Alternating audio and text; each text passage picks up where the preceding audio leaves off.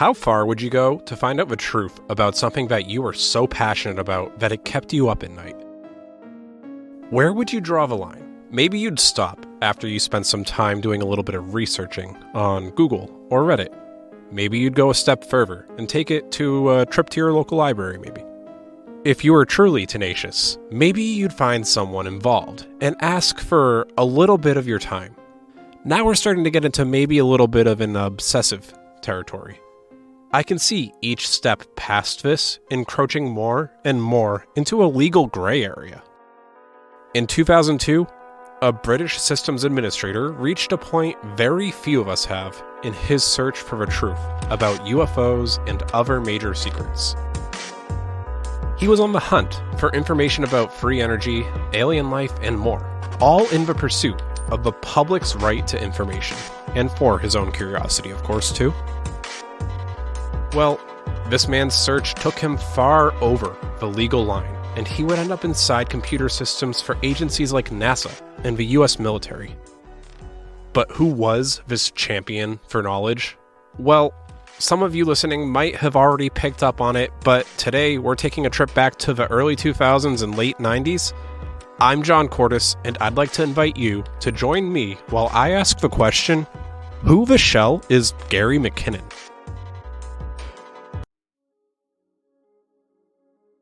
What I'm about to talk to you about before the show starts up is not an ad. And no one is paying me to say this. I scripted this out from scratch myself. I want to give several of you the opportunity to learn hands-on what it takes to do some of the stuff that we've talked about in this show, even potentially doing some of what we talk about today, but in a closed environment. I'm giving away several 6-month vouchers to a platform called TryHackMe. TryHackMe is an educational website where you can learn skills and test them straight in a lab environment, and it's something that I use frequently. If you're on our show's Discord, you know that in our CTF talk group, we post our streaks to keep each other accountable and learning each and every day, and ask questions when we need to. So what's the catch? Well, I'm asking that you join our Discord and participate a bit in our community over there. There will be a link in the description of the episode for you to use. You can just click that and it will automatically open the app for you. And once you've done that, tag the show on Instagram or Twitter with your favorite episode. Then just let me know in the giveaway channel on the Discord, and you'll be entered. The winners will be announced in episode 33. And just so you know, it's not just a TryHackMe sticker or a TryHackMe voucher that you could win. The first winner will be given a voucher and any t-shirt from a show that they want. The second will receive a voucher and one of each show's sticker. And the third winner will just receive the voucher. So, if you could show the community some love and participate in this, I'd love to see it. Alright, how about we get started? As we go into the episode, I want to let you know that this is going to be just a tad different from some of our other episodes. It's going to be a little bit more on the editorial side of things, in that there isn't a whole lot of meat to the actual hacking portion of this, but there's still quite a lot to talk about in a really interesting story that I wanted to share with you all. Let's take it all the way back to the beginning here. Gary McKinnon was born on February 10th, 1965. So at the time of this episode's release, that puts him at about 58 years old. He was born in Glasgow, but in his early years after his mother and father separated, he and his mom would find their way to a life in North London. As he grew up, Gary's story seems to mirror that of many a young hacker in those days. Gifted a computer in his early teens, he quickly took to some of the concepts around computers and really had an interest in it. Many of the people around him referred to him as a regular computer whiz. And as he started socializing online, he ended up taking up the virtual moniker Solo. Those first few years, he'd be ingraining himself in the concepts of computer technology. But it seems like a lot of younger kids, he still wasn't quite sure what he wanted to do with his life. I know at that time I probably wouldn't have been sure either. I think at that point in my life I wanted to be an animator or a cartoonist. In his mid-teens, McKinnon has stated in interviews that he was an avid reader, and he'd really like to chow down on books relating to science fiction, with some even surrounding conspiracy theories. It seemed to mesh really well with his love of technology. I mean, at this point, he started teaching himself how to code and has a nice set of hobbies, but life would still prove to be a little bit challenging for him. One of the benefits of telling stories like this in hindsight is that I can give you context to things without waiting in real time. So, With the years of backlogged interviews and information that's come out about him, I can tell you that one of the challenges that Gary faced was an undiagnosed Asperger's syndrome. And for anyone that's uncertain, that's a condition on the autism spectrum, wherein with some, it can be difficult to understand social cues. And this can show itself heavily as social situations are entered. Gary has talked pretty openly about this, and he said that he struggled to connect with his peers when he was younger, that he often felt like an outsider. Flashing forward a few years, at 17, he'd leave school, not in pursuit of computer science or hacking, but to become a hairdresser. I know at this point you might be listening to this and thinking, what the hell is John talking about? Why are we talking about a hairdresser? Well, don't fret, because this was just a momentary stop on the train in Gary's life. Yeah, it would seem that the hairdressing life didn't quite mesh with Gary, and after some time and serious talks with the friends he did have, he would return and showcase his desire for more by getting a qualification in computer science and beginning to work in the field that he'd started to develop a bit of a passion for. Once that portion of his life was pretty much past him, Gary took up his time as a systems administrator. In the late 90s and early 2000s, a sysadmin, as they're pretty frequently called, was more of a catch-all term than it is right now. Responsibilities could have ranged anywhere from performing help desk-like functions all the way up to deploying server infrastructure, depending on where you were employed. The field wasn't as split or specialized as it is right now. And I've been setting the stage for you. You have someone that's been a bit of an outsider who has struggled to find their place in the world with what they want to do. Gary is making his way into the corporate world and slowly but surely trying to acclimate to life in that environment. And eventually he'd end up quitting his job because he had issues working in the corporate lifestyle. It didn't really work for him.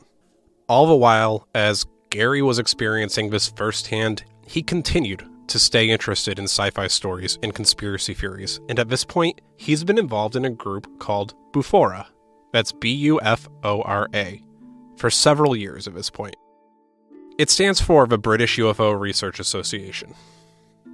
According to themselves, this is a nationwide network of, at that point, 300 people that were dedicated to the wide-range truth of UFOs.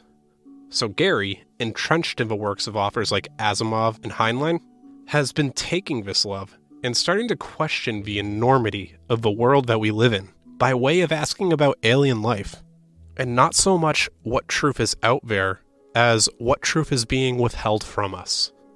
When a reporter confronted him about this, asking if he was beginning to believe in UFOs at that point, he would respond to the question, quote, not to believe, but to hope that there might be something more advanced than us, keeping a friendly eye on us. Hopefully, a friendly eye.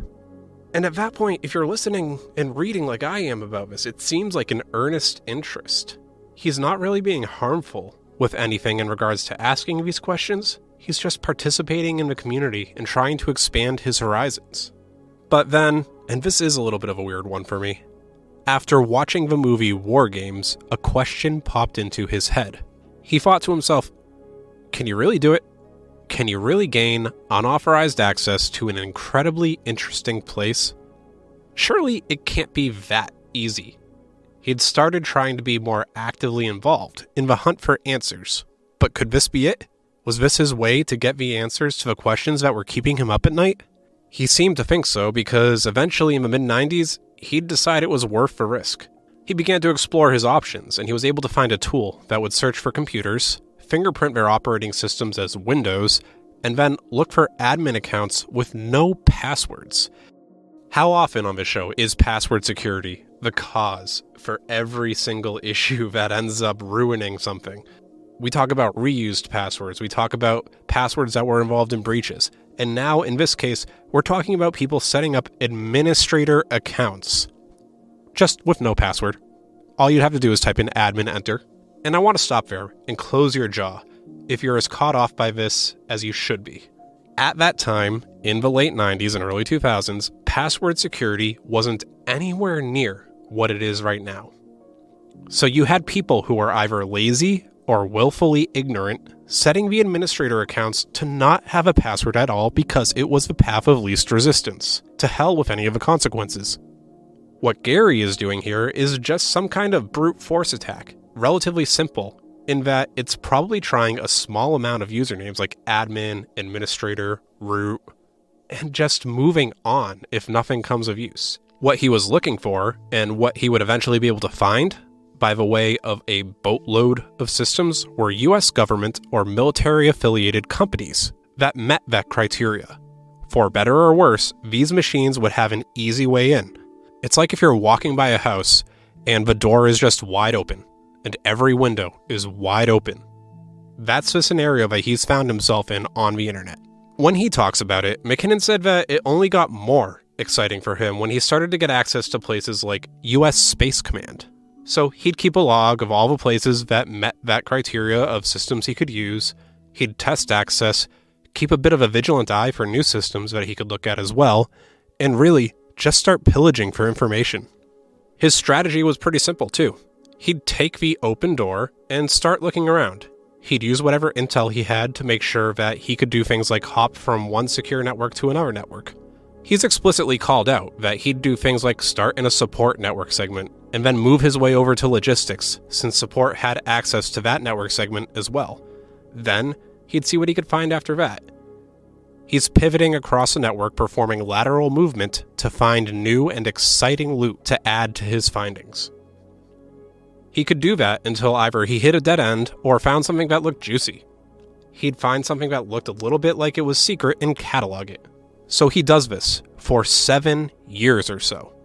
And now we get into the meat of our story, because in 2002, McKinnon would allegedly gain access to not just one, but many US government, military, and military contractor systems. These would include organizations like NASA, the Army, Navy, Air Force, Department of Defense, and companies like Boeing or Lockheed Martin. This is when the US government was able to start tying these things back to him, specifically. So you'd see that same year that Gary was indicted by a federal grand jury on a couple different charges, ranging from computer fraud, unauthorized access to government computers, and hacking. It was a bit of an a la carte charging menu from the Computer Fraud and Abuse Act. But if you remember back to the very first episodes of the show, Kevin Mitnick faced very similar charges and did not make out very well. It's been speculated that similar to how Mitnick was an example being set in the United States, McKinnon served a similar purpose to the international community.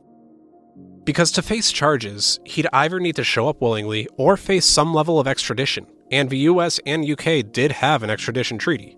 What adds a little bit of weight to the idea that he was going to be made an example of was that Gary noticed something pretty crazy when he was on these systems, and has talked pretty openly about it. He'd spend night after night on these machines, and while he wasn't the hacker genius everyone's labeled him as, he knew his way around. So he'd run a command like netstat, which is very simple and lists all the connections on that machines, and see what connections were coming into it. What he found was connections stemming from Germany, Turkey, Thailand, and other countries. It dawned on him, he wasn't the only one here in this system. He wasn't the only hacker present. But what he might have been was the only one there that was easily locatable. And now you might be wondering, even still, why are they going after him? What systems and what data did he actually get into, and what did he find? I think it's crucial to step back and understand his motives here. We know he's into UFOs, and a little bit into conspiracy theories as well. So what we know is that his motivations here might not be singular. And that's exactly the case. He's talked about how he believed he'd not only find evidence of UFOs, but information on what he believes were things being covered up, things like clean energy being pushed under the rug, or more information on what really happened on 9/11. Because again, it's 2002. We're just after the September 11th terrorist attacks. And we're starting to get to the point where people are asking questions about government wrongdoings involving the attack, or if there even were cover-ups involved. I remember this time very well. For me, it was one of the first experiences I had with a conspiracy theory unfolding in real time. Sure, we all joked about the moon landing being fake growing up, but this was different. There was a huge culture around the idea that there were major cover-ups involving that day. Some people raised, I think, fair questions, but it quickly grew and spread into more and more outlandish claims. And as you know it now, it's for better or worse, effectively a cliche. So when you've got this guy, Gary McKinnon, in 2002, and he's on systems that could have information, he's of course going to try to find what he can. So Gary's looking, and what does he find? Unsurprisingly, not too much on 9/11 or anything like that, but he does allegedly find quite a bit to tick off his UFO checklist. Here's a list of findings that I've put together from some of his various interviews that he's allegedly seen on government systems. Proof of aliens visiting Earth, studies on objects that we don't understand flying in the sky, evidence of entire military departments and organizations that study those objects, images and videos of actual UFOs, and I've got on the website an artist rendering of one of the images that Gary claims to have seen. You can see it at whattheshellpod.com in the episode transcript. I'll also post it to Instagram. What's more interesting to him is that there are folders labeled filtered, unfiltered, raw, and processed. That little bit lends some credit to a belief that he was given by a former NASA astronaut that he also believed, which was that NASA was scrubbing its photos before granting access to the community. And the last thing I'll put of note here is that he allegedly found a list of officers' names under a document heading of, quote, non-terrestrial officers. I was going to paraphrase what Gary said in an interview about this, but I think the actual transcript is a better choice. So here it is. Quote, I found a list of officers' names, he said, under the heading non-terrestrial officers. Non-terrestrial officers, the reporter replies. Yeah, I've looked it up and it's nowhere. It doesn't mean little green men. What I think it means is not Earth-based. I found a list of fleet-to-fleet transfers and a list of ship names, and I looked them up and they weren't U.S. Navy ships. What I saw made me believe that they were some kind of spaceship, off-planet. The reporter then asks, the Americans have a secret spaceship? That's what this evidence has led me to believe, Gary would reply. What were the ship names? I can't remember, says Gary. I was smoking a lot of dope at the time. Not good for your intellect. So I'm going to put on two hats right now. It's back to John. I'm going to put on my skeptic hat and my veteran hat. First and foremost, I don't like that this is coming from someone who is admitting from using a potential mind-altering amount of drugs. If you want to smoke, that's fine by me. I don't care about that.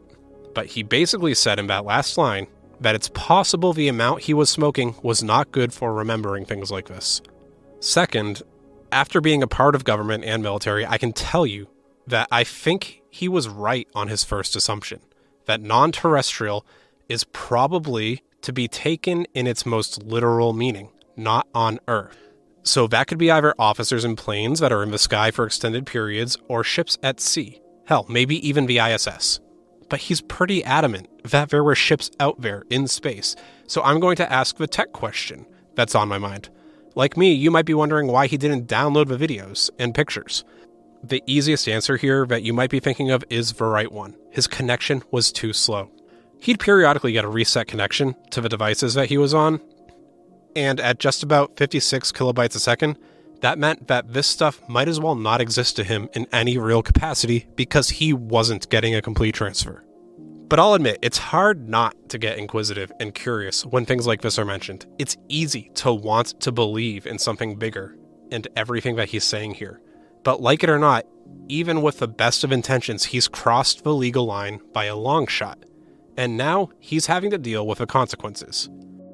So if you remember, we're in 2002 and he's been indicted by a grand jury. And I know a lot of my listeners are outside the United States, so if you don't know what a grand jury is, it's a group of citizens who are selected to determine whether there is enough evidence to indict a person and bring them to trial. The grand jury proceedings are conducted in secret, and the jurors hear evidence presented by the prosecutor to determine whether a person should be charged with a crime. It's before the trial even happens. And the Computer Fraud and Abuse Act that they're pulling these charges from is a U.S. federal law that criminalizes various computer-based activities. The activities include accessing a computer without authorization, or in excess of authorization, damaging or altering computer systems, and using a computer to commit fraud or obtain sensitive information. Seems like a lot of what's happening right here. Maybe not the destruction, but most of everything else. Gary McKinnon was charged with several offenses under the CFAA related to his alleged hacking. And like I said, the charges included accessing U.S. government computers without authorization, stealing and destroying files, and causing damage to computer systems. He was also accused of leaving threatening messages on the U.S. government's computer systems, although I haven't been able to find any proof of that. The U.S. government alleged that McKinnon's actions caused significant harm to national security and resulted in substantial financial losses. And I want you to remember that. I want you to remember that they said it resulted in substantial financial losses. The charges against McKinnon carried the possibility of significant prison time and fines.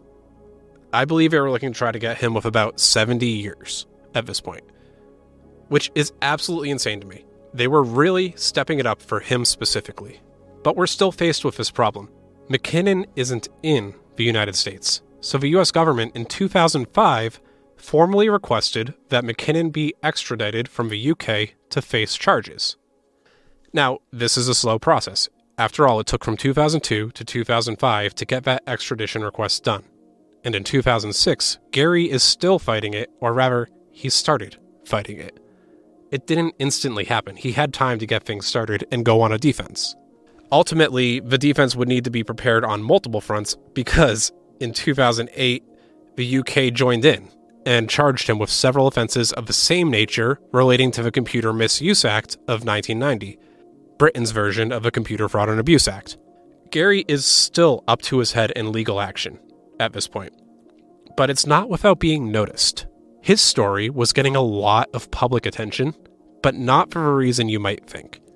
As McKinnon continued to fight extradition to the US, he argued that he could face a lengthy prison sentence and potentially harsh treatment due to his Asperger's syndrome and other mental health problems that he's concerned with. He also argued that the extradition treaty between the United States and the United Kingdom was unbalanced and did not provide sufficient protection for UK citizens. The case started to shine a light on some of the unfair treatment of those with mental health problems in the justice system, and many people rallied around that. There were fundraisers, news shows, and even more dedicated just to this. What's kind of surprising about all this to me is that it worked. Several years later, the extradition process and the charges were dropped entirely. There were a couple key factors that contributed to the decision to drop the extradition proceedings against him. One was the significant public and political pressure that we were talking about brought to bear on this case, with many people arguing that because the extradition treaty between the United States and UK was such crap, that it needed to be reevaluated. Another factor was that concern about the mental health and the harm that extradition could cause to his well-being. And honestly, I like to see that. I like to see that that's being considered here. It's something that I'm very much for. Several high-profile figures, including Sting and, high-profile Boris Johnson, spoke out in support of McKinnon and called for the extradition proceedings to be dropped. It was all over for him, at least in the way of not having to go to jail or trial. But he started speaking publicly about it because one of the things that we all found was that there was some ways in which the treaty was very sketchy, to say the least. Example number one. To be extradited back then, it was $5,000 worth of damages would need to have been done. A curious thing about that amount of damage, because that's what was listed as seemingly how much damage he did exactly, $5,000. Now remember back to what I said earlier, how the US claimed he did extraordinary damage? I don't consider $5,000 extraordinary amounts of damage, so I'm kind of left wondering which is it. Did he do a lot of damage, or did he do $5,000 worth of damage? I mean, it's certainly possible that that was the exact amount, but it's curious that this is where they settled it. The treaty was rather old at that point, so it didn't really have a great metric on computer damage. It seemed like this was just a catch-all way to get him sent over. But even when probed, the Crown process wasn't given any real evidence for why he needed to be handed over. The Crown initially came to his defenses, saying that this was all hearsay. And honestly, you can see that while maybe not a conspiracy theorist being targeted for his views, this was a case of don't mess with the US government, especially after 9/11. Personally, in my research and my reading on this, it sounded like they were more concerned that this was going to be commonplace after 9/11. That terrorist attacks, cyber attacks were going to increase, and they wanted to make sure that the world knew this is not going to be fine. Cut to me talking about the hundreds of times since then the US government has been hacked, but okay. So I'm just sitting here at the end of a story. Gary has been a strong vocal champion for the rights of ethical trials and with stories around UFOs. He's got a lot of interesting interviews online that I suggest listening to. But ultimately, this wasn't a super hacking-heavy episode, so why did I make it? What I wanted to deliver you all was a story of how easy it is to go off the rails with hacking. Because logically, what happened here was someone was passionate about something, and they kept pursuing learning about it. Eventually, that led them to an easily accessible tool that was able to be used to scan for credentials. That person might not really know the full ins and outs of the consequences that using this information could incur, but it gets him what he wants. And while yes, this is a full-grown adult here, today the game is different. It goes back to the interview I did with Jack from Darknet Diaries a while back. We talked pretty heavily about kids not knowing where the line is with this stuff. But here we are, giving them lots of free reign to tools that could get them in so many different places and in so many different kinds of trouble. Hell, right now, if a kid really wanted to, they could start a spearphishing campaign with an active exploit with moderate success. Today, there are vulnerabilities and proof of concept code out there that would make this likely some level of successful. It's easy to see how someone can just get so into what they're doing that before they realize it, they're over the legal line. And it's because they had such easy access to get there. It's like someone chauffeured them right across the line and made it comfortable every step along the way. A simple brute forcing attack is all it took for Gary. And for kids, they have access to that. They also have access to a lot of free denial of service tools and exploit packages that are all available. So where is the line here? Let me know what you think, because I really want to hear it. Come to the episode discussion and tell me. And that's it for Gary in this story, but that's definitely not it for the episode. I've got one new thing that I want to try. I've said it before and I'll say it again. Whoever is listening up to this point, you're the audience. I want to be engaging for you. On the show's Discord a while back, I took some ideas for quick discussion prompts.